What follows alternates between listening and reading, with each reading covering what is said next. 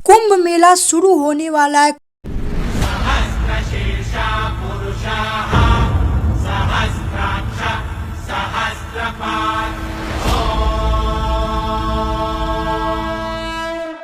कुंभ मेले के बारे में आप सभी ने एक ना एक बार कहीं ना कहीं किसी ना किसी तरह जरूर सुना होगा। किसी मूवी में, दादी नानी की कहानियों में, या फिर इस कहावत में, दो भाई कुंभ के मेले में बिछड़ गए। भगवान, तूने कुंभ का मेला क्यों बनाया?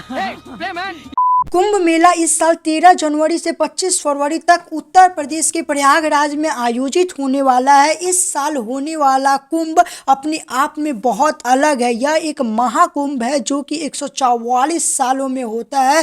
इस साल वे 144वां साल है। ये कुंभ प्रयागराज में शुरू होने वाला है। लेकिन सवाल ये आता है कि कुंभ मेला आखिर इतना फेमस क्यों होता है? कुंभ मेला का नाम दुनिया का लार्जेस्ट गैदरिंग लिस्ट में दर्ज है। ये दुनिया का सबसे बड़ा रिलीजियस गैदरिंग स्पॉट है। यहाँ करोड़ों लोग आते हैं जो देश के अंदर से और देश के बाहर से होते हैं। कुंभ मेला हिंदू आस्था का महान तीर्थ पर्व है। तो आइए आज की वीडियो में हम महाकुंभ के इतिहास के बारे में जानेंगे। इसमें क्या क्या होते हैं, ये कहाँ कहाँ पर होते हैं और इसके क्या महत्व है, और भी बहुत कुछ कुंभ मेले से जुड़ा हुआ जो शायद आपको जानना जरूरी है।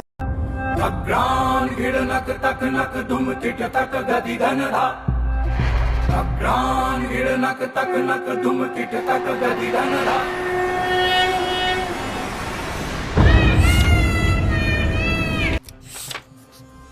पौराणिक कथाओं के हिसाब से कुंभ मेले का इतिहास समुद्र मंथन से जुड़ा हुआ है। समुद्र मंथन के बारे में आप सभी ने कहीं ना कहीं पढ़ा या सुना होगा, जहां पर देवताओं और असुरों के बीच मंथन होता है जिसमें अमृत की प्राप्ति होती है। आइए इसे कहानी के माध्यम से समझते हैं। एक बार दुर्वासा ऋषि ने देवराज इंद्र को श्राप दिया। ऋषि दुर्वासा, श्राप देता हूं, तीनों लोग श्रीहीन हो जाएंगे। उस श्राप के कारण सारे के सारे देवताओं कमजोर हो गए। जब इस बात की खबर असुरों को मिली तो असुरों ने स्वर्ग लोक पर हमला कर दिया और उस पर विजय प्राप्त कर ली। इसके बाद सारे देवता ब्रह्मा जी के पास जाते हैं और उन्हें पूरा किस्सा सुनाते हैं। ब्रह्मा जी सारे देवताओं को लेकर विष्णु जी के पास जाते हैं और मदद मांगते हैं। तब विष्णु जी ने उन्हें एक सुझाव देते हैं कि हमें समुद्र मंथन करनी चाहिए और समुद्र मंथन से अमृत निकलेगा। इस अमृत को पीकर आप अमर हो जाएंगे और मृत्यु भी आपको नहीं हरा पाएगी। लेकिन समुद्र मंथन का काम देवता अकेले नहीं कर सकते थे, इसलिए उन्हें असुरों की सहायता लेनी पड़ी और असुर भी इस मंथन के लिए मान गए, क्योंकि उन्हें ये लगा था कि जैसे ही अमृत निकलेगा वो अमृत असुरों को भी दिया जाएगा। मंथन के बाद जैसे ही अमृत से भरा कलश बाहर निकला, देवताओं और असुरों के बीच लड़ाई छिड़ गई और इसी लड़ाई के बीच में विष्णु भगवान ने अपने वाहन यानी गरुड़ देव को वहां से अमृत का कलश लेकर उड़ जाने को कहा। जब गरुड़ देव यह कलश लेकर जा रहे थे तब अमृत की 4 बूंदें 4 जगह गिरती है, हरिद्वार, उज्जैन, नासिक और प्रयागराज। तब से यह 4 जगह महातीर्थ बन जाती है। ऋग्वेद जैसी प्राचीन ग्रंथों में समुद्र मंथन और अमृत की कहानियां दी गई है, जो कि हमें इस उत्सव के मूल आधार को समझने में मदद करती है। फिर अगर हम आगे बढ़े तो गुप्ता पीरियड और मौर्य पीरियड के टाइम में भी हमें कुंभ मेले का जिक्र मिलता है। कुंभ मेला 4 पवित्र स्थानों पर होता है। पहला स्थान है प्रयागराज।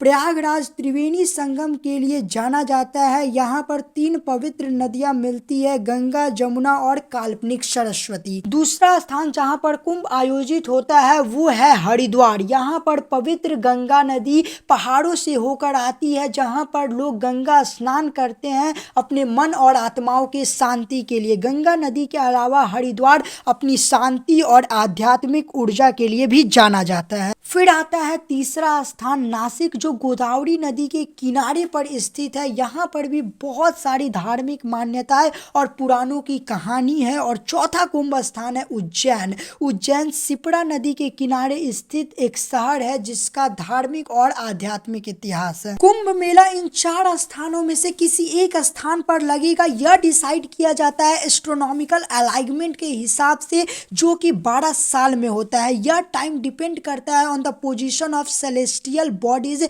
स्पेशली जुपिटर यानी बृहस्पति। जुपिटर को सन का एक ऑर्बिट कंप्लीट करने में 12 साल लगते हैं और उस 12 साल के हिसाब से स्थान तय किया जाता है। हर एक स्थान पर एक बार 12 साल में कुंभ लगता है। कुंभ मेला तब होता है जब जुपिटर किसी स्पेसिफिक ज़ोडिएक साइन में एंटर करता है और इस समय में किसी भी प्रकार के धार्मिक कार्य शुभ माने जाते हैं। Haridwar celebrate Kumbh Mela when Jupiter is in Aquarius and sun is in Aries यानी सूर्य मिसा के साथ। प्रयागराज में कुंभ मेला मनाया जाता है जब जुपिटर वृषभ राशि के साथ हो और दोनों ही चंद्रमा और सूर्य की दशा मकर राशि के साथ हो। नासिक में कुंभ मेला मनाया जाता है जब Jupiter is in Leo. Similarly Ujjain में भी कुंभ मेला मनाया जाता है जब जुपिटर सिंह राशि के साथ हो। ऐसा माना जाता है जब ये सेलेस्टियल अलाइनमेंट बनती है तो इन्वायरमेंट स्पिरिचुअल एनर्जी से भर जाता है और इस समय इन पवित्र नदियों के पानी को लोग अमृत मानते हैं और इसमें स्नान करने से सारे पापों की मुक्ति हो जाती है और मोक्ष मिलती है। कुंभ मेले के हिस्टोरिकल और रिलीजियस सिग्निफिकेंस को समझने के बाद अगर इस चीज पर नजर दौड़ाई जाए कि आखिरकार कुंभ मेला होता क्यों है। यहाँ पर शाही स्नान होते हैं, गंगा आरती होती है, हवन पूजन होती है और साथ ही साथ पिंडदान भी किए जाते हैं। इसी के साथ इस मेले में बहुत सारे मठों के संत और साधु भी आते हैं। कथाओं और कीर्तन के इवेंट भी होते हैं। अलग अलग राज्य से बहुत सारे लोग आते हैं जो अलग अलग संस्कृति को दर्शाते हैं। यूनेस्को ने कुंभ मेले को intangible cultural heritage of humanity के रूप में पहचाना है and this show the cultural significance of Kumbh Mela of India.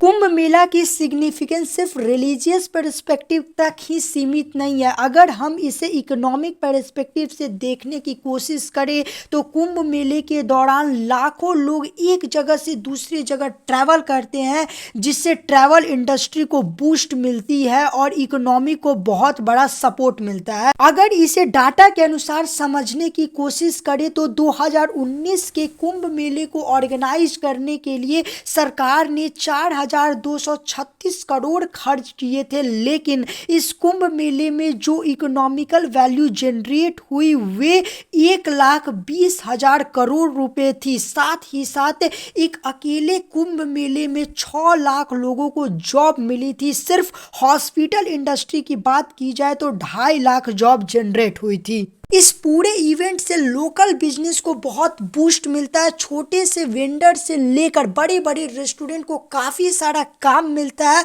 और वे अपने कुछ दिनों में इतना पैसा कमा लेते हैं जितना उनकी साल भर की इनकम होती है। अभी तक वीडियो में आपको ये समझ तो आ ही गया होगा कि कुंभ मेला अपने आप में क्यों यूनिक है, क्योंकि इसका स्केल इतना बड़ा है।